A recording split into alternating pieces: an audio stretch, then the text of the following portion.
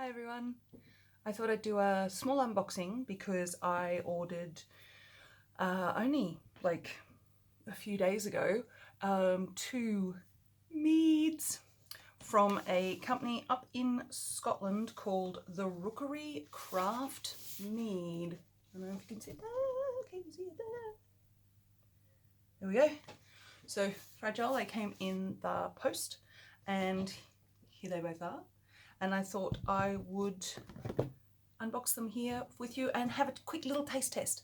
So the only full disclosure is these I did purchase myself. They were not gifted or anything, but I did open the lids to make sure the bottles weren't broken, but that's all I did. So here we go. So it was all like stapled up. So big sturdy one. Let's do the first one here. Comes with, and it smells amazing, full of honey and gloriousness. So, and there we go. So really good sturdy packaging. I was really impressed that, you know, how well they came posted. So there we go. And I'm just going to open both up and then I will show you what we bought. There we go. Put that aside. And what we got. So there's the one. This one I got here is called Silver Birch Mead by the Rookery. And they're both in with a sealed lid. And this one is Midwinter. So they smell amazing. Like, it's like, I think it's like a one-man meadery, and it looked really good on the website. So, and as everything COVID is lockdown COVID, you know, thing for COVID, you know what I'm trying to say. Everything's online, and usually we would be buying something at the reenactment events, but they're not happening over here in the English side of the world. So online is the way to go.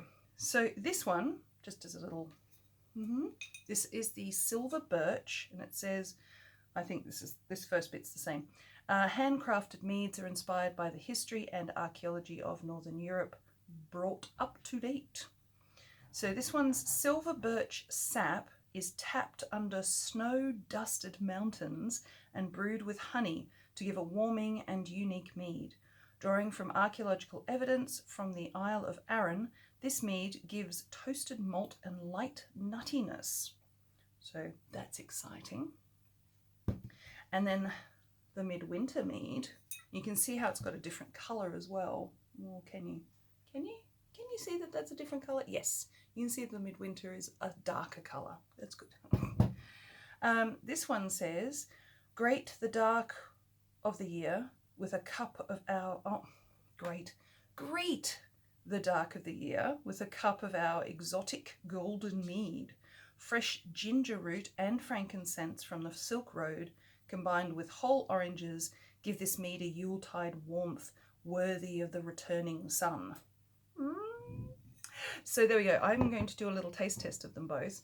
I'm going to pause for a second while I get the wax off because I'm not quite sure how it's going to go, and I do have a box knife, but I don't think you want to see me make a mess on camera, so hold on one sec and I'll be back.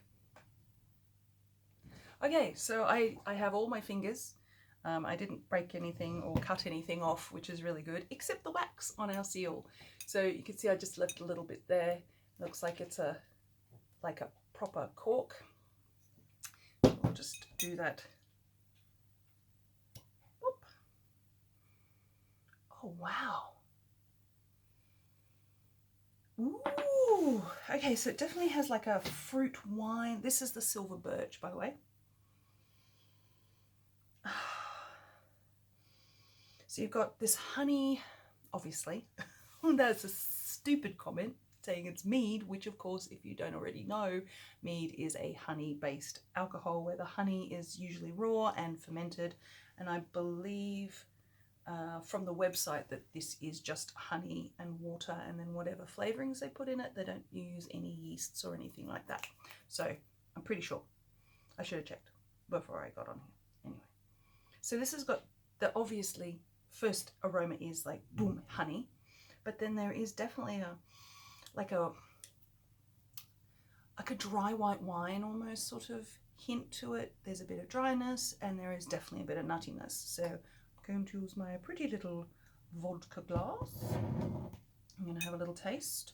I'm going to do a tiny bit because mead is strong. These meads are 17%, so that is quite a strong mead. Some meads they vary between, you know, I think 10 and 15 usually, but this is 17, 1-7. So here we go. Beautiful colour, you can see there. So this lovely pale golden colour, yellow, almost clear actually when you look into the glass.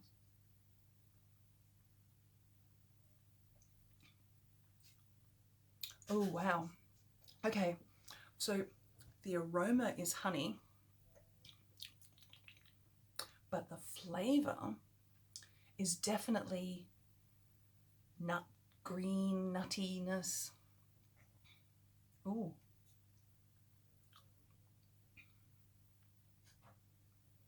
Oh, that's really, really nice.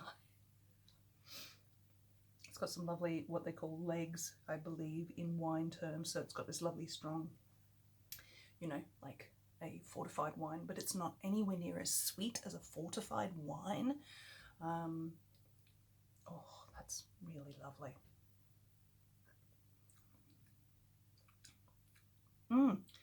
And there is definitely, I guess, what I would call a nuttiness to it in a way, but it's almost like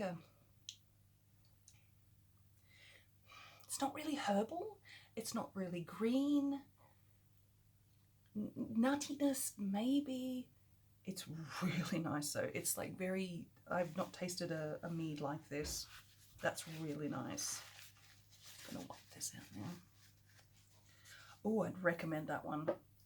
Oh, actually that would also be really nice because it tastes a bit lighter. I think that'd actually be really nice in summer as a summer mead as well, but it might be still a bit heavy for some people. But that was really, really nice.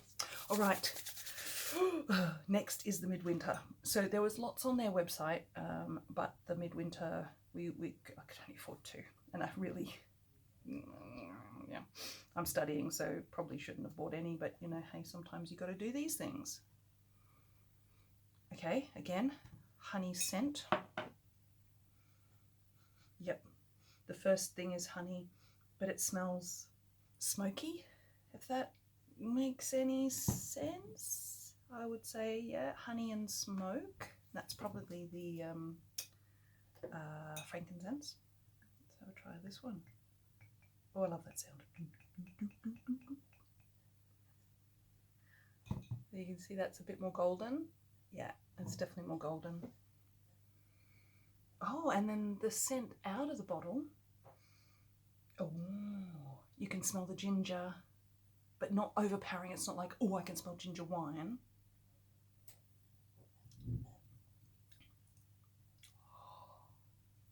Okay, this is ginger mead. Oh my god, but with sort of hints of not just ginger. This is much drier. This is certainly less sweet than the silver birch.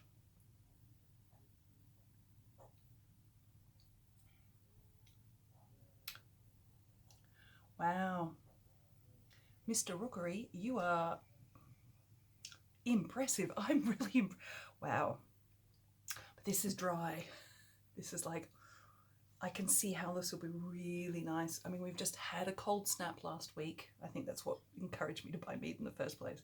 So it's not quite as cold now, but I could see it being so good with like roasted vegetables or roasted meats, sitting by an open fire, you know, on a reenactment weekend.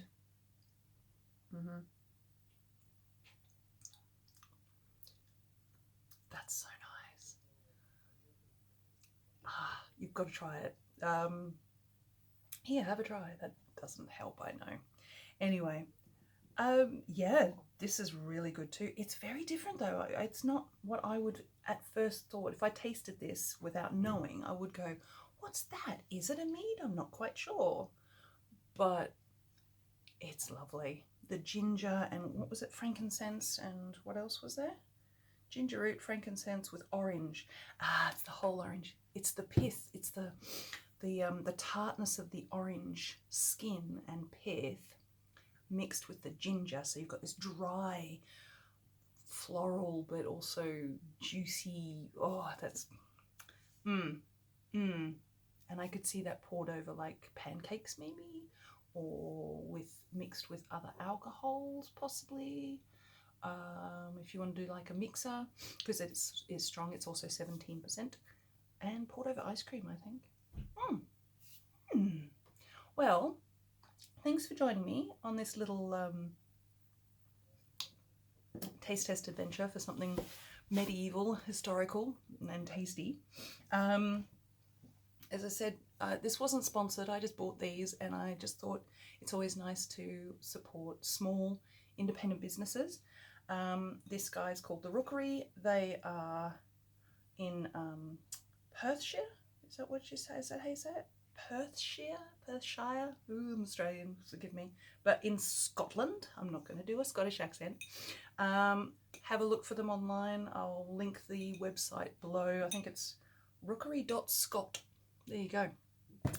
Give it a try. Let me know if you've tried it, and if you have, which one's your favourite.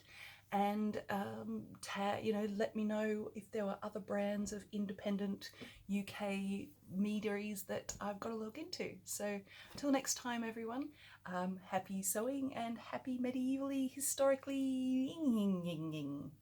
Bye.